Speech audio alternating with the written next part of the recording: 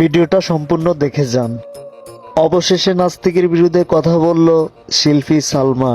ভিডিওটা একটা শেয়ার করে দেন, সবাইকে দেখার সুযোগ করে দেন। তো ওনার ভিডিওটা দেখার পরে আমার একবারও মনে হয়নি যে this is slip of tongue বা সে ভুলভাল উল্টাপাল্টা কিছু বলে ফেলেছে। আমি বুঝেছি সে উনি নির্দ্বিধায় ব্যাপারটাকে খুবই একটা মনে হচ্ছিল যেন উনি কৌতুক করছেন। এখানে তো খুব রসালো করে অপমান করে বাজেভাবে সৃষ্টিকর্তাকে রাসূলকে বাজেভাবে অপমান করা হচ্ছে।